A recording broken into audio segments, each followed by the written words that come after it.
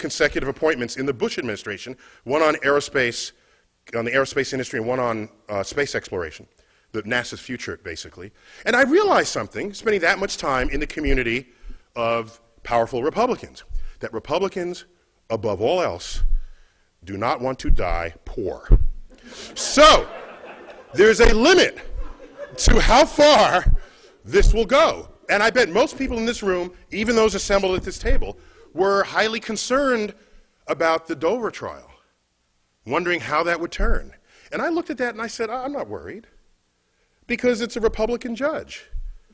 And in the end, if you put people who are not making discoveries in the science classroom, that is the end of the foundation of your future economy.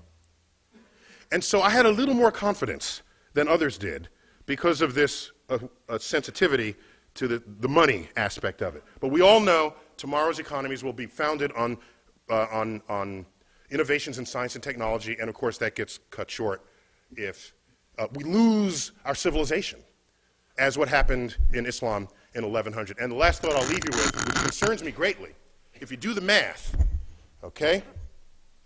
You know, just look, you look at all the Nobel Prize winners there ever were, some even in this room, and ask how many were Muslim. And it's like one, maybe two, okay? I think a second one was in economics.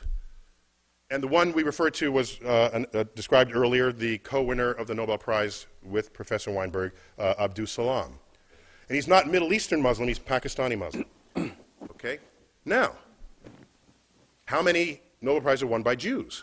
It's like the fourth of the Nobel Prizes. Okay? Some high fraction of the total. And then you look, how many Muslims are there in the world? It's like 1 billion Muslims. How many Jews? 15 million tops. Okay? So you did ratio these numbers. Had Islam not collapsed in its intellectual standing in the year 1100, and you just do the ratios, they would have every single Nobel Prize today.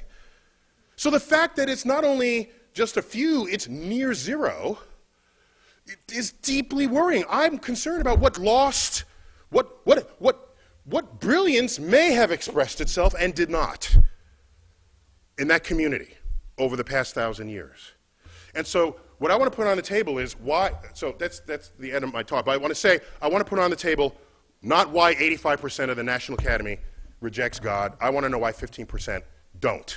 And that's really what we got to address here. Otherwise, the public is secondary to this. Thank you for your attention here.